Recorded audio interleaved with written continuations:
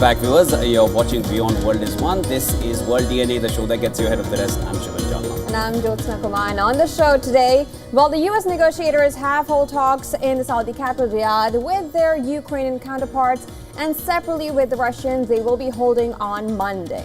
Washington aims to bring about an immediate partial ceasefire to the war in Ukraine, followed by a comprehensive peace deal. Will there be a breakthrough with this shuttle diplomacy? We'll get to and discuss more on the show.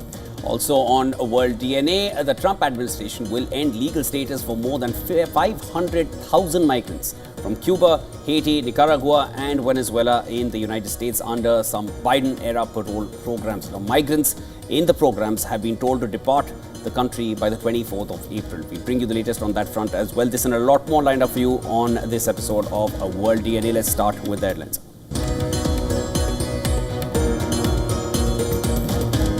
Ukraine's defense minister says talks in Saudi Arabia with the U.S. delegation were constructive, with key focus on energy sector.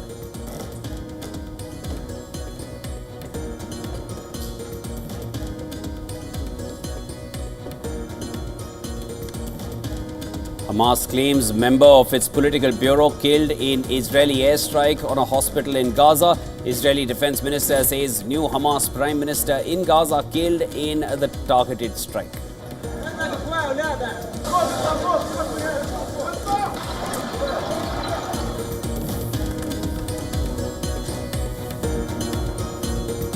Hundreds joined a rally in Paris to protest anti-Semitism after attack on a rabbi in France. Police say they have arrested a suspect over the attack in Orleans City. Pour la première fois depuis la Shoah, les générations les plus jeunes ont plus de préjugés antisémites que les générations anciennes. Il est un message d'urgence. South Korea's constitutional court dismisses the impeachment of Prime Minister Han Duck-soo, reinstates him as the acting president.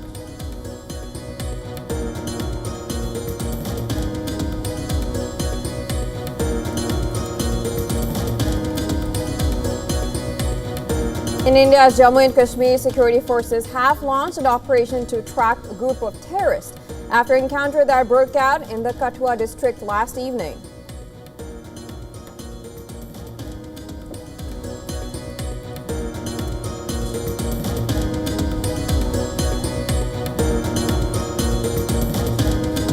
Chinese Premier Li Qiang calls for greater market openness to counter global instability. With fresh US tariffs looming, Beijing seeks to attract investment and boost domestic demand.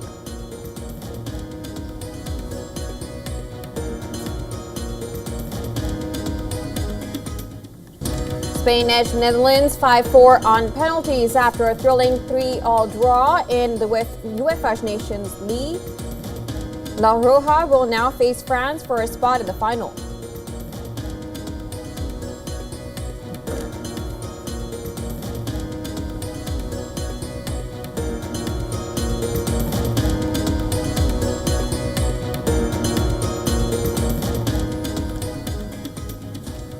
Ahead of the crucial talks between the US and Russian sides in Saudi Arabia today, a Ukrainian delegation met with their American counterparts as part of peace negotiations.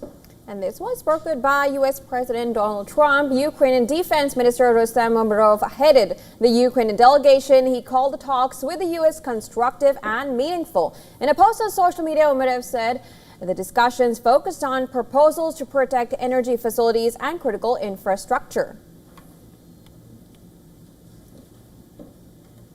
Ukrainian President Zelensky also acknowledged the talks as constructive and useful, but Zelensky made it clear that it was Russia and Putin who need to end the ongoing war.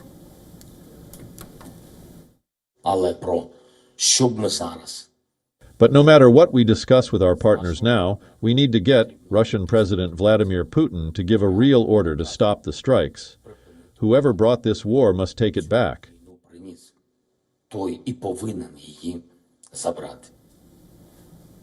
Even as the peace negotiations were underway in Riyadh, Russia launched drone strikes in Kiev, which led to a fire in a high-rise residential building.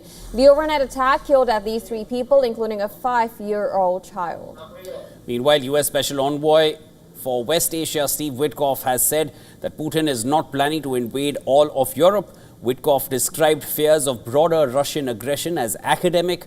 However, Witkoff said he was optimistic that a full ceasefire could be reached through negotiations between the two sides. Now, the comments from the Kremlin made it clear that a ceasefire agreement would not be easy. In an interview to Russian state media, Kremlin spokesperson Dmitry Peskov said there were many outstanding questions and nuances over how a ceasefire could be implemented. He downplayed expectations of a rapid resolution, saying talks were just beginning. Russian Senator Grigory Karasin, who will lead the delegation from Moscow, sounded equally skeptical. He said that Russia is hoping to achieve some progress in Riyadh, but would take a combative and constructive mood into the talks. Now, earlier, Russian President Putin had highlighted Moscow's demands for agreeing to a ceasefire in Ukraine, and this includes a permanent Russian buffer zone, denial of NATO membership to Ukraine, a halt to supply of Western weapons and intelligence to Ukraine, and a fair division of land and assets, besides the resumption of the Black Sea grain deal.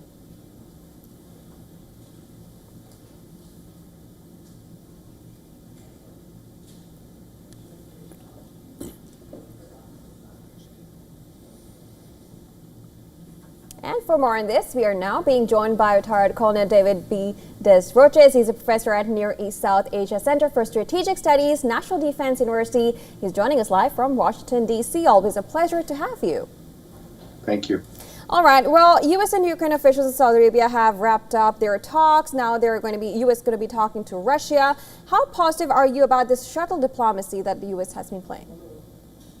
I'm not very positive. I mean, we've already heard from the Russian side, as you just reported, a set of pretty maximalist demands which don't indicate a desire for compromise. It's more a restatement of Putin's initial war aims. But it's possible that could just be posturing in public, and once they get into negotiating, the limited focus of this ceasefire on attacks on energy structures and free shipping in the Black Sea, there could be some agreement on that. So I'm guardedly optimistic.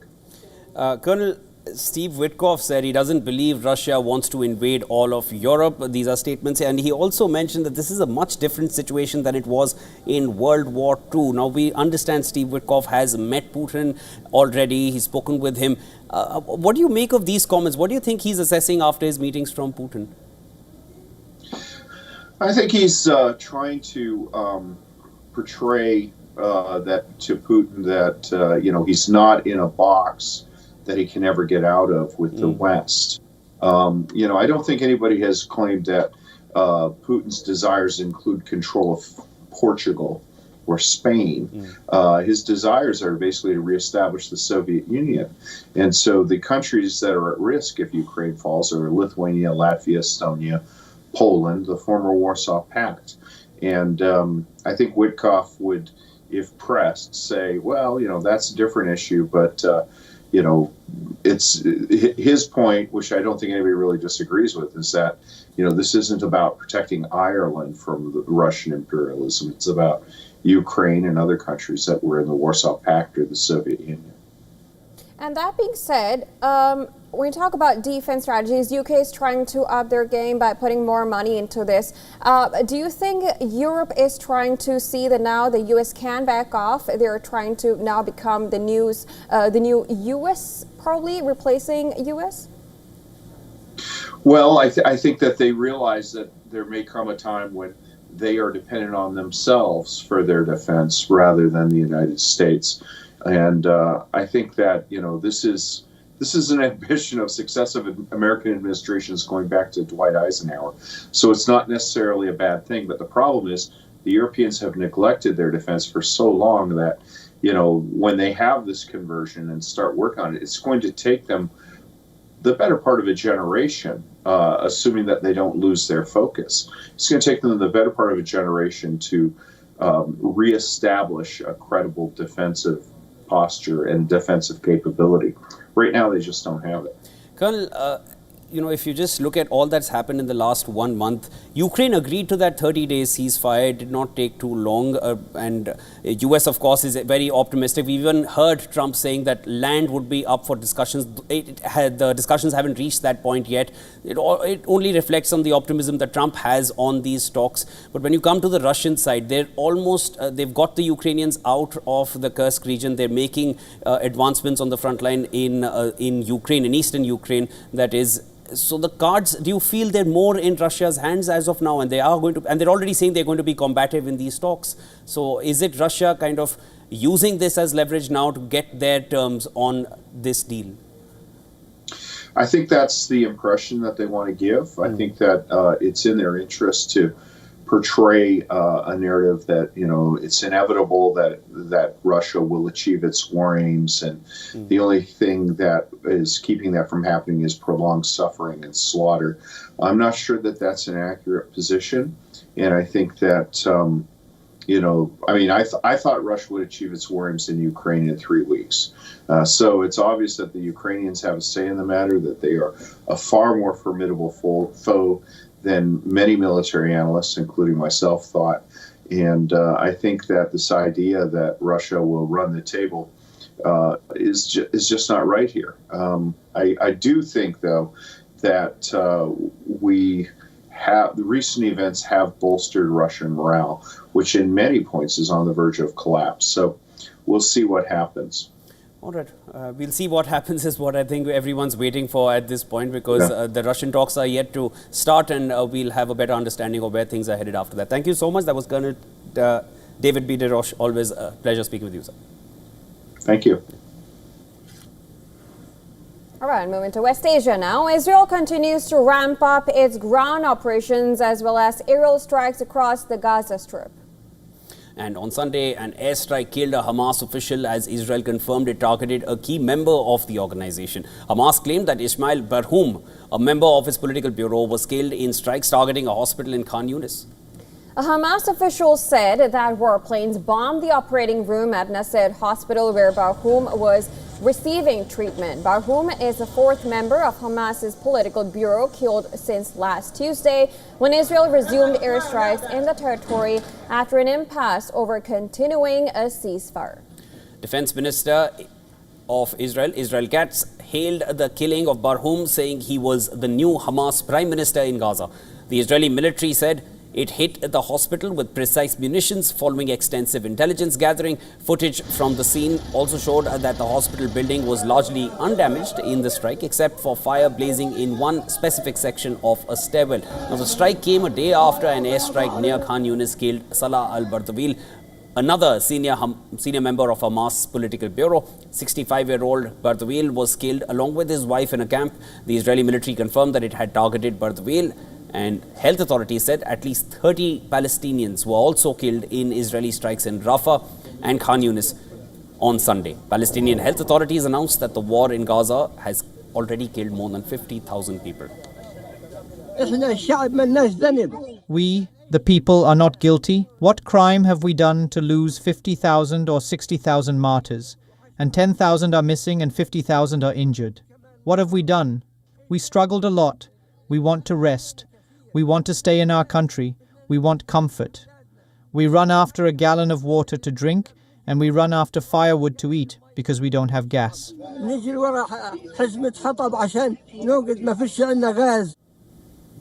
Now, Israel's military pressed ground operations across the Gaza Strip on Sunday, encircling part of Rafah city near Egypt. As per the Israeli military, its troops have encircled Tal al-Sultan in Rafah, adding its objective was to dismantle terrorist infrastructure and eliminate militants there.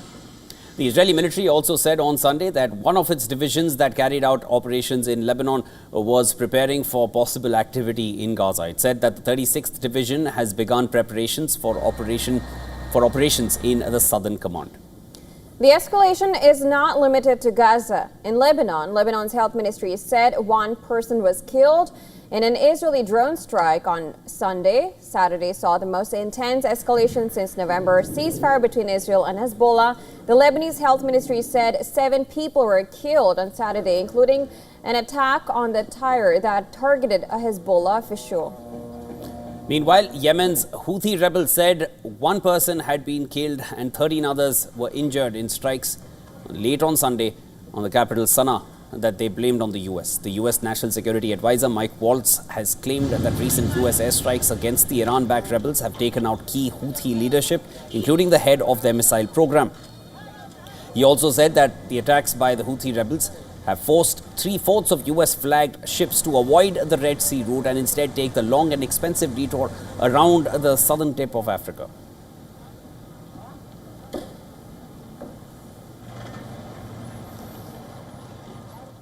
And news from Israel, the Netanyahu cabinet has formally begun the dismissal process against Attorney General Gali Barav Miara. Now, in a cabinet meet on Sunday, the ministers unanimously voted no confidence in that. Now, from Tel Aviv to Jerusalem, people are taking to the streets. The move to fire Shin Bet chief Ronen Bar, followed now by the no confidence against Attorney General Gali Barav Miara. Public anger is mounting. Tens of thousands of Israeli protesters marched towards Benjamin Netanyahu's house in Jerusalem on Sunday, calling for the return of the Israeli hostages held by Hamas in Gaza. The protesters waved Israeli flags and chanted anti-Netanyahu slogans, expressing outrage over resumption of Israeli strikes in Gaza.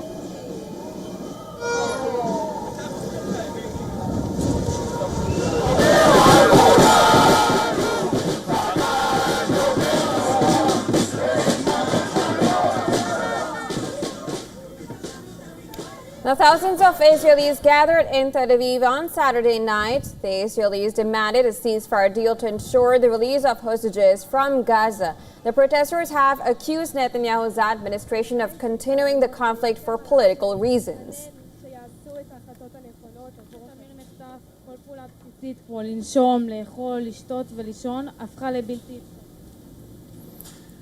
With protesters calling the decisions against Netanyahu's critics autocratic and oppressive, the resumption of the Israeli strikes in Gaza has further added to the public unrest.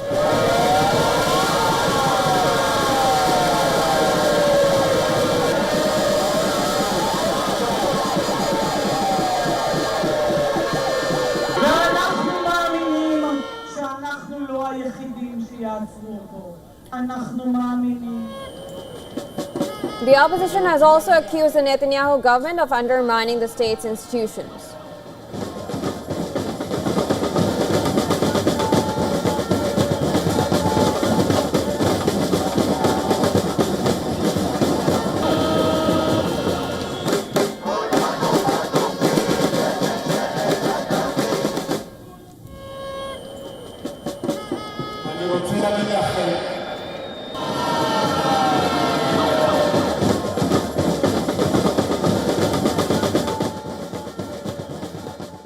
I'm here to stay to make it clear to the Israeli government that their actions to ruin the Israeli democracy and leave the hostages in Gaza will not pass. We are here to make it clear Israel is a democracy and will stay a democracy, and the hostages in Gaza will be freed by the Israeli government as soon as possible. I'm very worried and upset, but at the same time get some hope from seeing all these people out. I've cancelled a day of work and I've seen many very important people for the Israelis cancel doctors and academic people, and it encouraged me to do the same. This is a terrible government which brought upon us the worst disaster this country has ever faced. But this is a government that says that they will not abide by the orders of the Court of Justice. A government that says that is an illegitimate government. Notwithstanding the public anger, Netanyahu cabinet has gone ahead with the impeachment process. Hours before the no confidence motion, Gali Barav Miara wrote to the cabinet, stating that the motion is legally irrelevant. She further accused the government of seeking to operate above the law and without any checks on its power. Now, the move to initiate no confidence proceedings against her comes after the Attorney General had stated on March 21st that Netanyahu could not name a replacement for the Shin Bet chief. Now, this comes after the Supreme Court halted the government's dismissal of the internal security chief. Israeli Prime Minister Netanyahu has accused the Attorney General of overstepping her authority. She also sought an explanation on the legal grounds of the dismissal of the Shin Bet chief.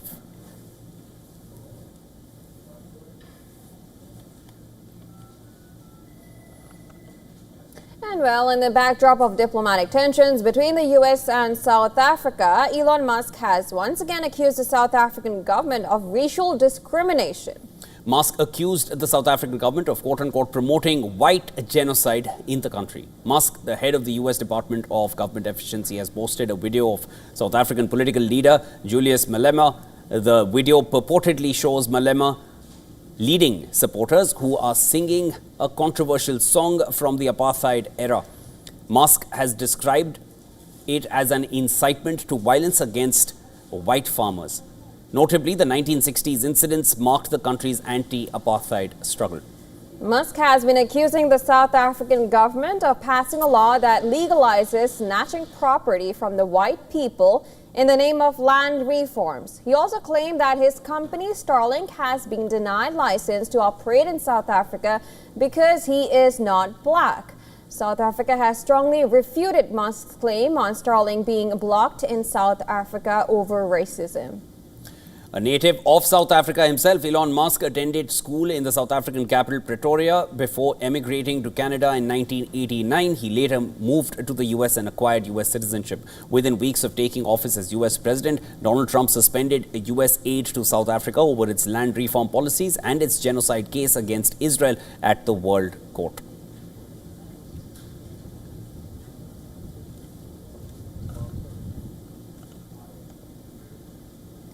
Now, the Trump administration will not defy a judge's order that blocked the use of war powers to deport alleged Venezuela gang members. The Trump administration alleged that these 230 men were members of the Venezuelan gang and sent them to a maximum security prison in El Salvador. Trump's border czar, Tom Homan, said that the Venezuelans had been given their due process according to laws currently on the books. We're not making this up. The Alien Enemies Act was actually a federal law. It's a statute enacted by Congress and signed by a president. Now, that's under litigation. But put that aside, we still have Title VIII authority to remove illegal aliens from the United States, and we're going to continue to concentrate on those who are the biggest threat to our communities, the public safety threats. President Trump had earlier invoked the 200-year-old Alien Enemies Act to deport these men. A federal judge called Trump's use of the law incredibly troublesome, but later Trump denied signing any proclamation to deport the alleged Venezuelan gang members. He suggested his Secretary of State had more to do with the matter, telling reporters, "I don't know when it was signed because I didn't sign it. Other people handled it." Earlier, Trump administration had announced that it was terminating the legal status of hundreds of thousands of immigrants, giving them weeks to leave the country. The order affects around 532,000 Cubans, Haitians, Nicaraguans, and Venezuelans who came to the United States. Strong. Under a scheme launched by Trump's predecessor, Joe Biden, a new order says these immigrants must depart the U.S. by April 24th unless they have secured another immigration status allowing them to remain in the country.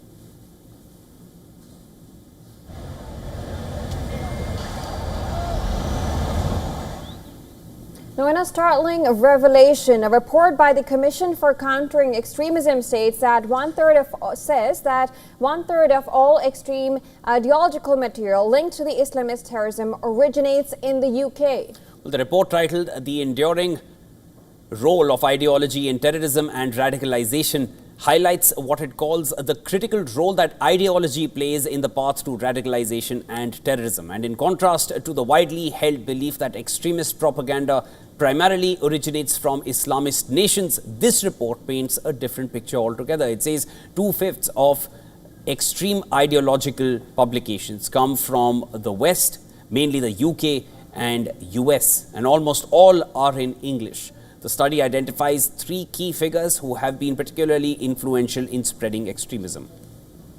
It mentions in this regard Anwar al-Awlaki, a Yemeni-American preacher who was part of Al-Qaeda in the Arabian Peninsula, Abu Hamza al-Masri, a former imam of the Finsbury Park Mosque in London who was convicted for inciting terrorism, and Abdullah Faisal, a Jamaican-born extremist preacher who spread radical ideology across the UK before his conviction and deportation. The report also addresses the question of the role ideology plays in terrorism. While some academics have downplayed it, the study argues that ideology is a core component of terrorist motivation. It says ideology gives extremists a sense of purpose, justifies violence, and helps radical leaders recruit followers through shared grievances and promises of rewards. The report also notes that UK has struggled with the impact of extremist preachers who have created a toxic and permissive environment that glorifies terrorism.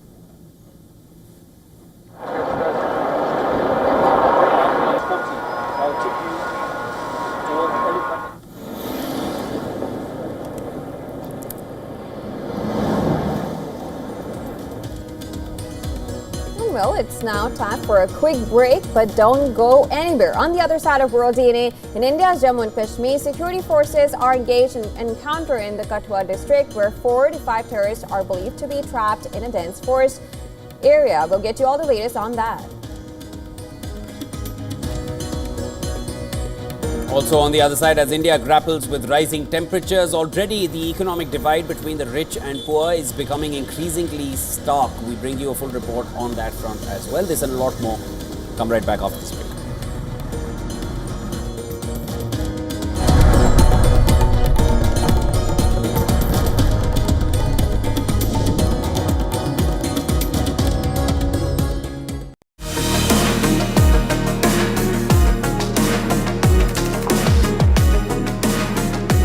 Watch me on Token Money Magnet, where I decode tokenization for you only on WION. WION, India's global voice, the channel that brings you the biggest stories from across the world through India's lens. Now available in more than 190 countries worldwide, because we believe that the world is one. Watch us in Africa, Europe, USA and Canada, South America, Asia Pacific, Middle East and North African regions. Also available on these digital platforms across the world. WION, World is One.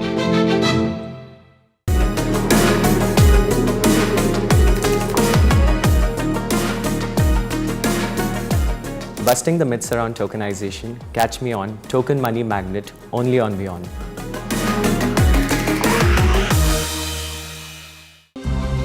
To bring the benefits of the Subhash Chandra Show to your educational institution, teachers and students, send an invitation to Juhi Jha at juhi@such.org.in.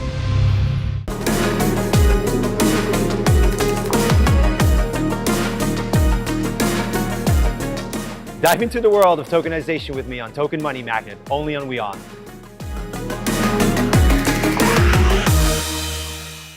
YO1 Health Resort is unique, the only one of its kind.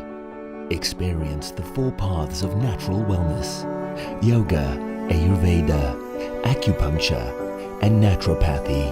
Each uniquely customized program improves the whole person to make every person whole. Come to YO1 Health Resort. Make your reservation at yo1.com.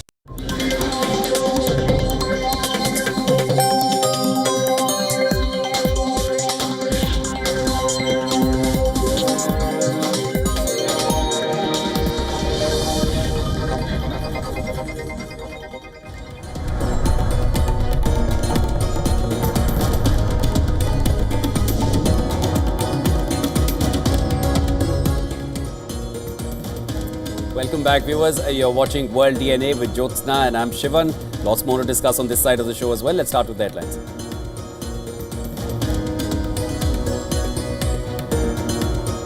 In India's Jammu and Kashmir, security forces have launched an operation to track a group of terrorists after an encounter that broke out in the Kathua district last evening.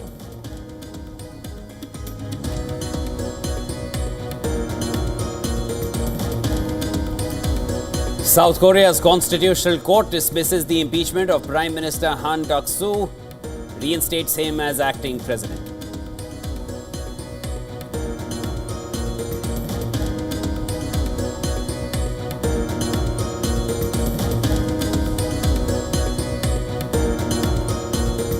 Hamas claims member of its political bureau killed an Israeli airstrike on hospital in Gaza. Israeli Defense Minister says new Hamas prime minister in Gaza killed in the targeted strike.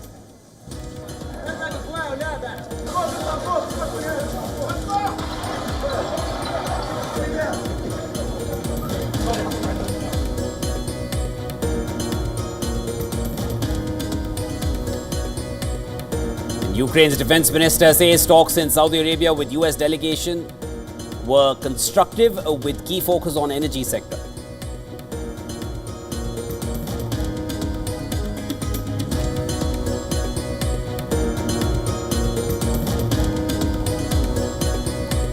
Hundreds join a rally in Paris to protest anti-Semitism after attack on a rally in France. Police say they have arrested a suspect over the attack in Orléans City.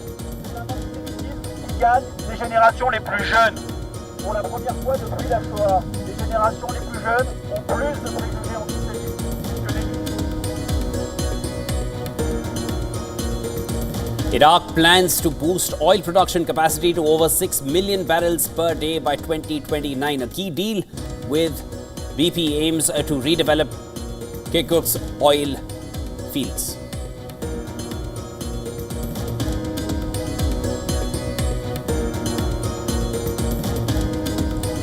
Spain edged Netherlands 5-4 on penalties after a thrilling 3-3 draw in the UEFA Nations League.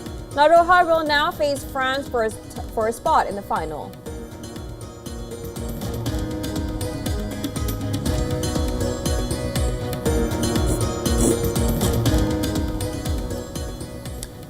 In India's Jammu and Kashmir, security forces are engaged in an encounter in the Kathua district.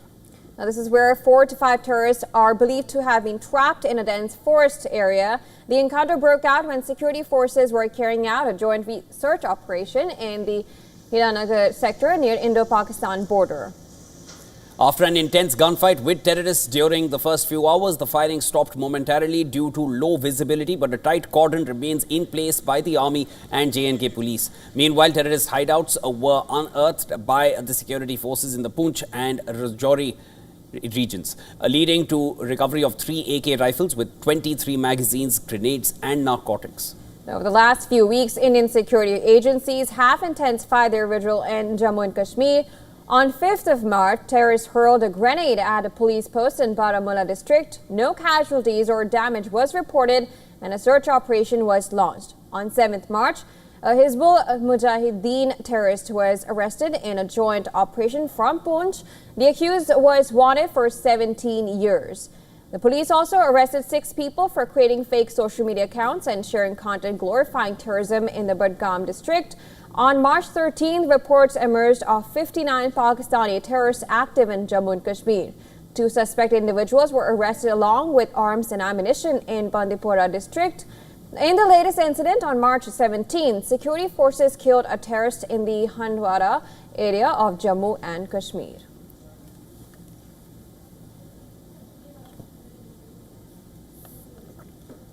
Now, the controversy over the discovery of an alleged cash pile at the residence of Delhi High Court Judge Justice Yashwant Varma has taken a new turn.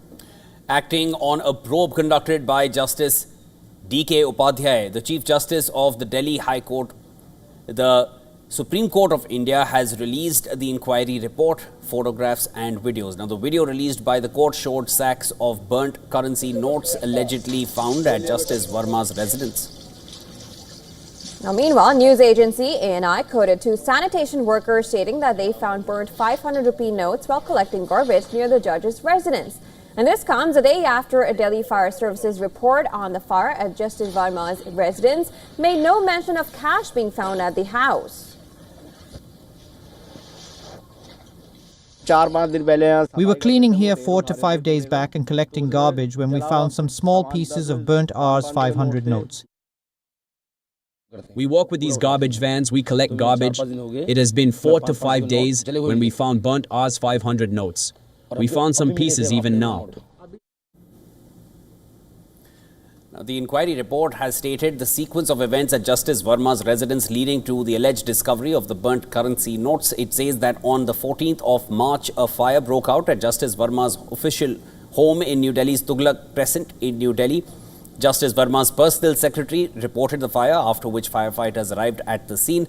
The firefighters allegedly found piles of burnt currency notes in the storeroom of the residence. The storeroom was apparently accessible to domestic staff, CPWD workers and others. Now, March 15, some debris and half-burnt items were removed from the storeroom. As per the report, Delhi High Court Justice D.K. Upadhyay has recommended a deeper investigation into the matter. Chief Justice of India Sanjeev Khanna has asked Justice Verma to preserve all data and messages on his phone. Justice Verma has also been relieved of his judicial duties pending an internal inquiry. Justice Verma has denied any involvement with the cash, claiming that neither he nor his family stored or removed any money from the storeroom where the fire occurred. He has also described the situation as an attempt to malign his reputation.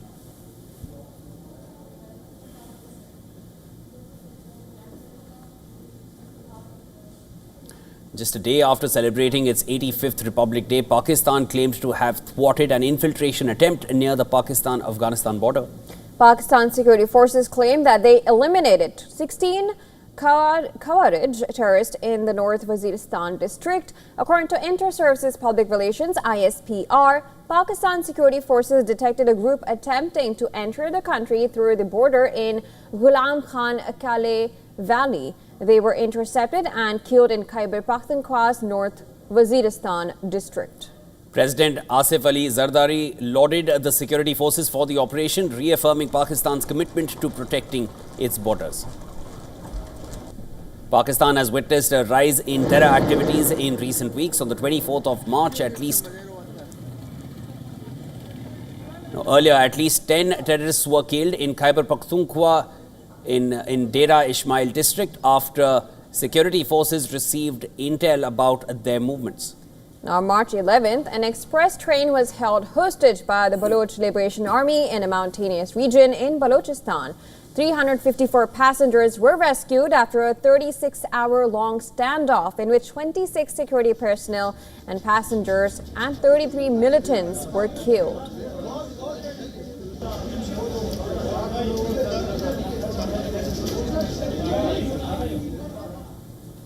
Now, the Bangladesh Army has rejected the accusations of political interference leveled by the newly formed student-led party, terming them as hilarious and immature array of stories. Now, the National Citizen Party chief Nahid Islam has earlier alleged that attempts were made by the Bangladesh Army to relaunch Awami League as part of an India-sponsored conspiracy. Now, the newly formed student party has been holding rally protests at the Dhaka University campus, promising to thwart efforts to rehabilitate former Prime Minister Sheikh Hasina's Awami League party. The Bangladesh Army, in a statement, said that the accusations were nothing more than a political stunt. The statement did, however, mention of a courtesy meeting between the student leaders. And the Bangladesh Army Chief General Waqid Zaman, it also added that the meeting was supposed to happen at the Army headquarters, but the two student leaders instead went to Army Chief's residence, Sena Bhavan. One of the NCP leaders, Hasnat Abdullah, blamed the Bangladesh Army in a Facebook post, saying that an alleged conspiracy was afoot to rehabilitate a refined Awami League, while adding that those who work inside cantonments should stay there. Abdullah, who was the key student leader behind Hasina's ouster, was also backed by NCP convener Nahid Islam. The Bangladesh army has so far evaded any confrontation with the students, while several members of the civil society have expressed their indifference with the accusations levelled by the student leaders.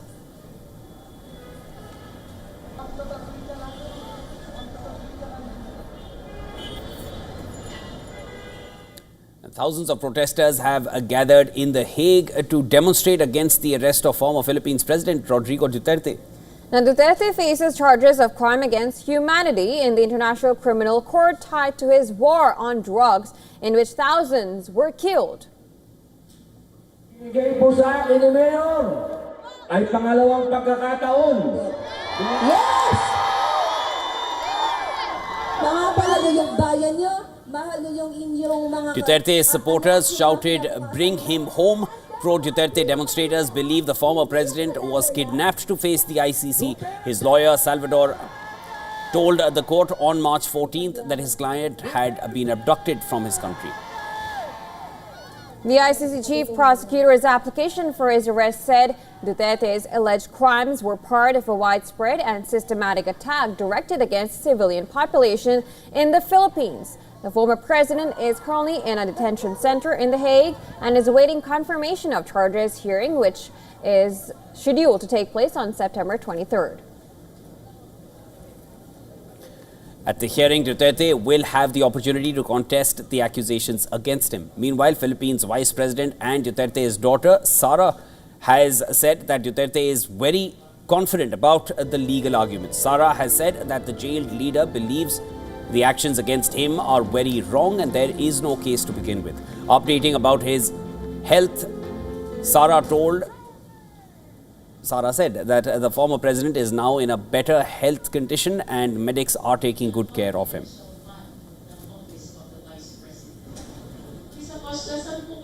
Victims' families have welcomed the ICC proceedings as a chance for justice, while Duterte's supporters believe he was sent to The Hague amid a spectacular fallout with the ruling Marcos family.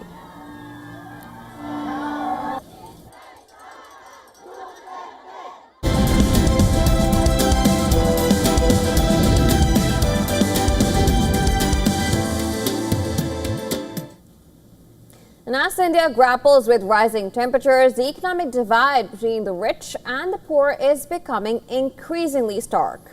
Heat waves, once considered seasonal hardships, are now exacerbating financial inequality as well, creating a new form of climate-driven economic disparity. During peak summer months, temperatures in several Indian cities now regularly exceed 45 degrees Celsius, driving up electricity consumption as millions seek relief.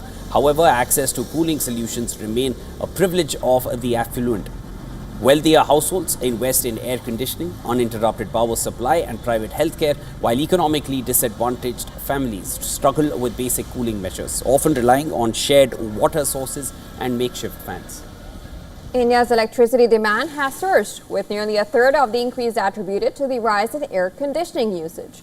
As power consumption climbs, so do utility costs, disproportionately impacting low-income households.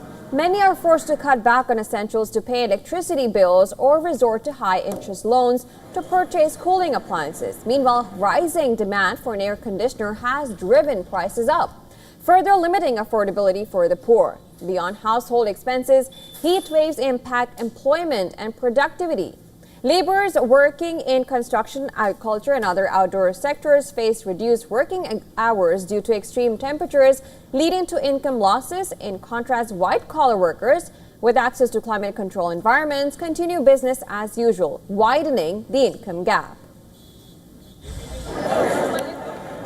The economic toll extends to healthcare. While the wealthy can afford private hospitals equipped to handle heat-related illnesses, government-run facilities where most low-income citizens seek treatment often lacks essential cooling infrastructure. With climate change intensifying extreme weather patterns, heat waves are no longer just environmental concerns but economic crises, deepening financial inequalities and disproportionately burdening those least equipped to cope. Without targeted policies to address energy affordability and climate resilience, India's rich-poor divide is set to widen further in the face of rising temperatures.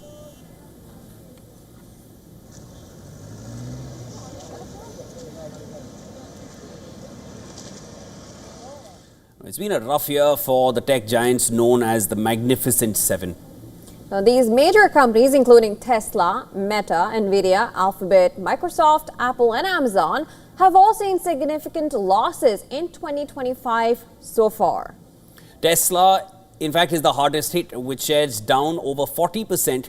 Meta is the only one still in positive territory, showing small gains, while the others have faced steep drops in value.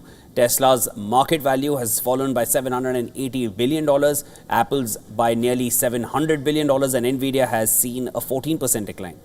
Now, the reasons behind this downturn are varied, but stem largely from broader economic concerns. Fears of recession, macroeconomic uncertainty, and the impact of tariffs have led to a market sell-off. This has caused the major stock indices, including the Nasdaq, to slide into negative territory for 2025. In addition, despite the recent growth of artificial intelligence technologies, even AI leaders like Nvidia and Alphabet have not been immune to the downturn. Looking ahead, the outlook remains uncertain. While some, like Meta, are holding on to slight gains, most of the Magnificent Seven are struggling to regain ground. Tesla's recent losses are particularly concerning, as it's on track for its 9th consecutive week of declines. As we continue through 2025, market volatility and ongoing economic challenges could keep these tech stocks in a tough spot. Experts say investors will likely be watching closely for any signs of recovery or further losses as the year unfolds.